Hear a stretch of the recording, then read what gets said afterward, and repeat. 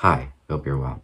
In the 60s, 70s, and 80s, serial killers were a lot more prominent than they were today because of technology and how less advanced it was in comparison to now.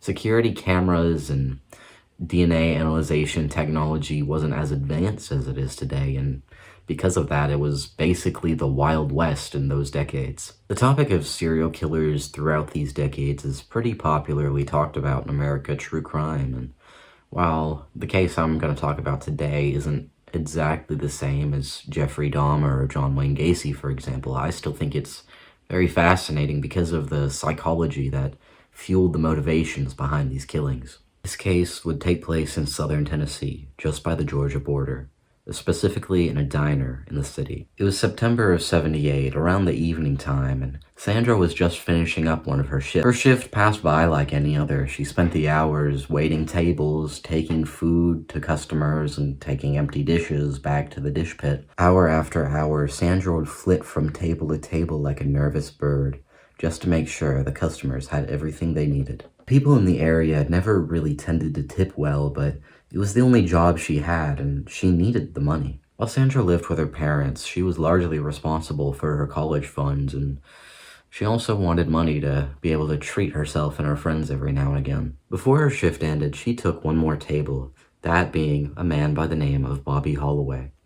He was a single diner. He only came in alone, and she only ever knew him as Bobby. This man had come into the diner for the past few weeks. It was coming to the point that he was a regular, really, and Sandra knew him by name, and Bobby knew her by name. He even asked for Sandra specifically to be his waitress the past few days he'd come in. Sandra's coworkers would later remark that she took him to be a biker at first. He was a big guy with pretty brawny build, and under any other circumstance, she would have been kind of intimidated by him. He was the kind of man that if Sandra had seen him walking behind her on a sidewalk, she'd probably cross the street, but here in the safety of where she worked, and he was always very talkative and kind and polite, she thought he was relatively harmless. That evening, though, something was a little different about him. It was a subtle change, though. It was hard to notice at first, but he seemed a little insistent about something, very talkative, more so than usual. He'd mentioned he was a hunter before, but this time specifically, he took great pride in mentioning that he was very skilled at butchering deer, cutting them into steaks and using all parts of the body. In fact, he mentioned specifically that he was starting up a side hustle of sorts, selling this meat and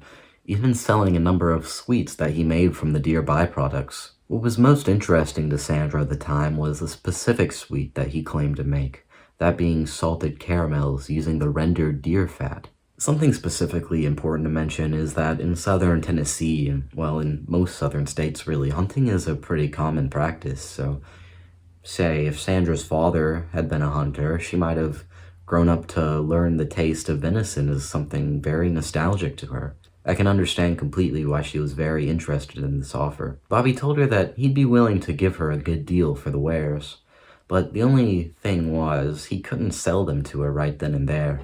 They'd have to go back to the RV park where he lived. Bobby also mentioned that he had a motorcycle and it would only be a few minutes to ride over. Sandra agreed. Now we fast forward to the next day. It's Sunday, but Sandra hasn't made it to work. The next week, none of her professors have really heard from her. It's almost radio silence. After 48 hours, her parents contact the police, but they don't really do much at first other than contacting family and friends just to see if it was a simple miscommunication. But, things didn't really seem to be panning out very well for her. She was essentially gone without a trace. After some more investigating, the police found that the last time she'd been seen was when she clocked out at work. After that, the trail went completely cold. The police didn't have anything to work off of. They had no way of finding her. This is where we fast forward to about 2 weeks later. It's 13 days later specifically, and that's when an emaciated-looking girl stumbles out of southern Tennessee woods. The girl's clothes are muddied and she's dirty beyond recognition. Her face is covered in scratches and she's incredibly injured. The moment she was found stumbling out near the highway, someone came and offered her a ride. She was taken to the nearest police station but was just as quickly redirected to a hospital. After having been out in the woods for so long, she was starved nearly half to death. After coming back to civilization, a weight finally lifted from her shoulders. She collapsed entirely from exhaustion. It would be another day before she woke up and was in good enough condition to talk, but once she did and identified herself, the police had a flood of questions for her. Her name was Sandra Locke. Eventually, she was able to talk to the police, even though her disposition was very nervous and scared. Her memories were a little clouded from all the exhaustion she'd endured, but she was largely able to recollect what had happened. And what had happened allowed the police to go back to the RV park and take in Bobby Holloway for questioning. Based on what Sandra had told them, the police prepared for the worst. When they entered the RV park, a disheveled stretch of gravel, really, they blocked off the entrances and even had a car stationed in front of the RV that Bobby Holloway lived in. They had to be prepared for a fight, though this turned out to not really be needed. The RV itself was an older model than most of the other ones there. Some newer models were parked for families to take vacations with the kids to get away for a weekend, but this model specifically, it was clear it was much more used than newer models. This man lived in this RV. He didn't just stay there for fun. The vehicle was completely quiet too. There didn't seem to be anyone inside, but the police tried it anyways, and after a little while of knocking, a tired-looking Bobby Holloway stumbled out. The man was largely uncaring that the police were there, almost apathetic, but he was willing to work with them, and while he did complain that being taken in for questioning was a waste of police resources, he did comply, and he went with them. Once at the station, the police asked him a lot about what he had been doing the past 2 weeks. He was still largely uncaring and nonchalant, but this tended to not work out in the police's favor, as he couldn't really give a rock-solid timeline of events. Bobby would say some things that the police thought were very strange. Mainly, he explained that he had an alternative kind of lifestyle. He didn't really adhere to time and clocks and dates and things like people with 9-to-5s did. He dictated his time only by whether or not the sun was in the sky or not. One thing that would turn out to be useful, however, was the fact that he proudly shared that he was a hunter.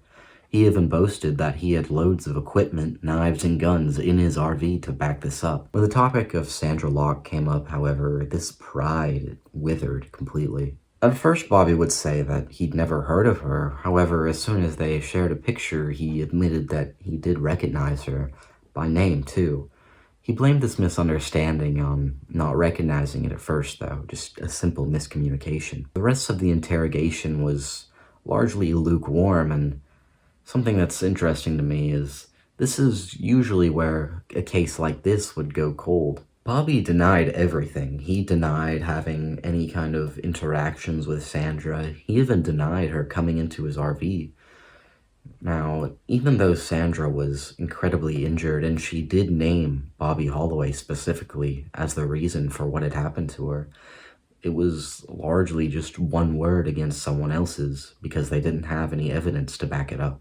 This isn't like other cases, however, and to really explain that properly, we need to jump back to Sandra Locke and the story she gave to the police. In the hospital, and while she was recovering, Sandra worked with the police to piece together a timeline of events, and it turned out her memory was pretty acute. While she later remarked she had great amounts of trouble articulating what exactly had happened to her, she remembered lots of it in pictures, bright and vivid in detail. She relayed to the police the motorcycle ride, going into the RV, and even talking with the man for a few minutes.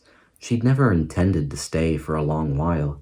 It was only the transaction of the hunted goods that she wanted, but Bobby at the time had actually been pretty insistent that she'd stay. Bobby had offered her food as well, in particular a piece of caramel. It's never been officially proven or tested, but it is theorized that this piece of caramel was drugged, and that is what caused Sandra to lose consciousness minutes later. Before Sandra had blacked out, however, there was one thing that she had done that had swayed this case in her favor. At the diner she worked at, every time she clocked out, she made a good habit of getting a receipt of her hours worked.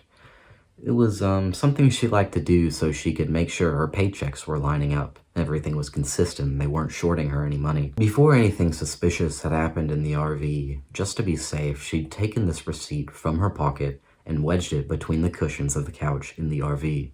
Completely unbeknownst to Bobby, the police searched his RV, and they found the receipt just where Sandra said it would be. It had her hours worked, and, most importantly, the date and her name. This immediately lent authenticity to Sandra's story, and poked holes in Bobby's. While Sandra Locke's memories of what happened after she blacked out were hazy at best, she was able to tell the police that she'd woken up in a forest. This location was an hour at least away from the diner she worked at, and while she did recognize the forest to be from southern Tennessee, the trees were so thick that she couldn't see any familiar mountains, and, most scary of all, she couldn't hear any cars or any signs of civilization nearby. Her mind was clouded. It was hard to think straight because of the drugs, but she knew she needed to start moving if she wanted to survive. She went on for a few miles, trudging through the wilderness, and then something odd happened. It was subtle at first, these things. The sound of a twig snapping a ways behind her, a subtle flash in the distance out of the corner of her eye. As it turned out, she wasn't alone. In his interrogation, Bobby had told the police that he was a hunter. He also boasted that, while he could butcher an animal if he wanted to, he took the most pride in being able to stalk these large animals for miles. Sandra had spent the past 2 weeks playing hide and seek with a killer. It would later be revealed that it wasn't the full 2 weeks that Bobby had spent tailing her. Actually, only after the first few days, he'd given up the search and assumed her dead. But the fear of being chased for nearly 2 weeks had been heavy on Sandra's mind, whether he was there or not. She had still been in danger all the same, and it was incredibly traumatic. Not to mention, she'd sustained an injury during the ordeal. When she'd come to the hospital at first, she was so dirty it was hard to tell exactly what injuries she had, but as she was cleaned up, the nurses found there was a graze from a bullet on her leg. An arms expert was brought in to examine photographs of the wound, and while they couldn't come up with anything concrete or super conclusive, they did find that they felt the ammo to be from a size .22. As it just so happened to be, the ammo they found for Bobby's hunting rifles in his RV was just about that size. At that point, Bobby Holloway was officially arrested for the attempted murder of Sandra Locke. Now in the interrogation room, Bobby was being put under more pressure, and anything he told the officers began to disintegrate. His nonchalant, cooperative demeanor began to melt down into something far less coherent, almost animalistic. He got angry and aggressive when he suddenly realized he wouldn't be able to be a free man anymore. The day he lashed out at the officers only sealed the deal further. As Bobby became more and more outraged and incoherent, he began to talk more hurried ways, and while it wasn't all easily understandable, he did say some very concerning things. Most notably, he mentioned that there were others. This was something the police had theorized was possible, but they wanted to suspend their disbelief. In these southern Tennessee woods, the police had accumulated a number of files regarding young women who had gone into the forest and their corpses had been found. Some of these young women had no obvious signs of death, and before that day, the police had theorized that, well, they'd simply gone hiking and gotten lost and succumbed to the elements. Other bodies that had been found, however, were far harder to explain away. Some of these corpses that were found had gunshot wounds in their skulls or hearts, delivered neatly like a hunter would.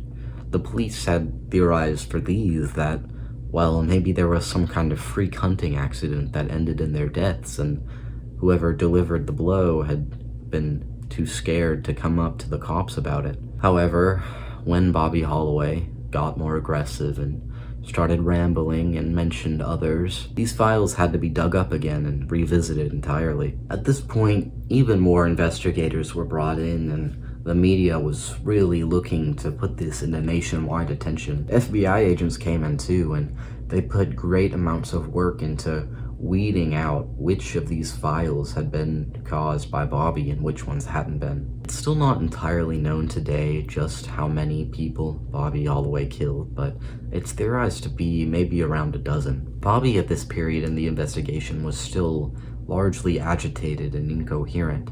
Working with him to identify all of his victims was a difficult, if not impossible, task. All of his thought victims had in common that they were young women, and while not all of them went to college or worked waitressing or cashiering jobs, a great number of them did. Bobby confessed to a great number of these murders, though there was a number of complications that got him out of the death penalty, one of which was the fact that he could rarely name his victims. Some theorized that he only admitted to these murders in order to gain more infamy in the public eye. Only adding to the difficulty of getting straight answers from him was the fact that his behavior was growing more and more erratic. Guards who looked over his cell even commented that his behavior was more agitated than a man in his position should have been. He mumbled to himself all hours of the day, and the guards commented also that he spent a great deal of time talking about Mother Nature and how he wanted to get back to it.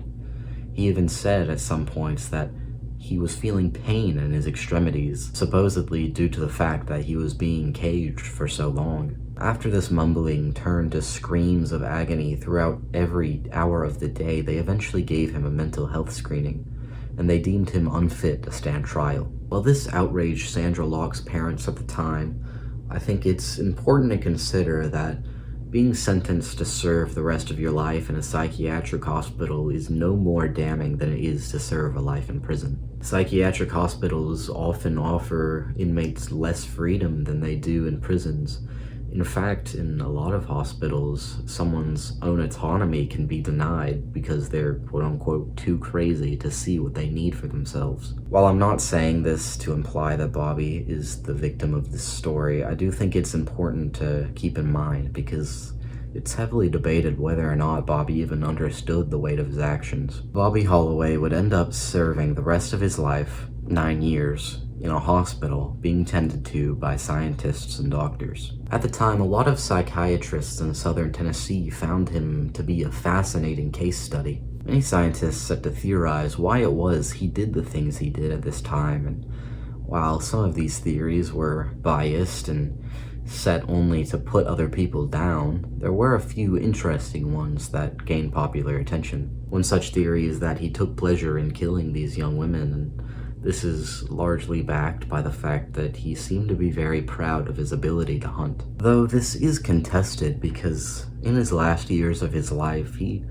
turned to be a lot more cooperative with investigators than he used to be, and anytime these killings were brought up, he seemed to face them with a lot more disgust. It was in these last 2 years of his life that he seemed to be a lot more clear-headed than before. Before, he was very incoherent, talking about Mother Nature and the forest and breathing earth, but now it seemed he was able to give a much more cohesive explanation for why he did the things he did. In this period of Bobby's care, he talked a great deal about his childhood and his mother specifically. It was unquestionably true that his mother was abusive towards him and did horrible things in his youth. Bobby later commented that this was a huge reason as to why he murdered specifically younger women. For a lot of them, he saw his mother in them, and he feared greatly that if they had ever gone on to be mothers, they would become just like his mother did. The idea of living in a world where someone else had to be brought up the way he was terrified him beyond belief, and this soured all relationships he had with women, and for these specific young women, it ended in their deaths. This was not the only strange belief he exhibited in his time at the psychiatric hospital, but this was the most prominent, and this is what a lot of people accept as the sole reason he committed these murders. Something I feel is important to note is that Bobby Holloway never explicitly stated that he felt remorse for killing these young women. Even 9 years later, he maintained lots of these strange beliefs, and that same year he passed of supposedly unknown causes. Now, the city these murders took place around is one that I've been to, actually. That's how I heard about this case. And this case is very fascinating to me. Every time I go to this city, I think about it. I think about which historic buildings in the area were around when he was. It's also especially fascinating to me because of the psychology behind it. While a lot of serial killers I've looked into seem to all experience the detachment from reality, Bobby Holloway seems to have it in a different way that I can't really explain. But all of this to say, I don't think this should make you paranoid at all. In fact, technology has advanced so much in terms of identifying criminals. I don't think something like this is exactly possible today. But I just think this is a very interesting case study from a psychology perspective. It's also a very fascinating testament to me to how broad the spectrum of human experience can be. While with a lot of serial killers, I really struggle to understand how they justify the things they did. It's just very interesting to me to see how complex and nuanced people can be. That is about all the thoughts I have on this subject, though. I do thank you for watching. I hope you found it a little entertaining, and I hope you like the new setup. I'm pretty fond of it myself, but that's all I got. I'll see you next week, so take it easy until then. Bye.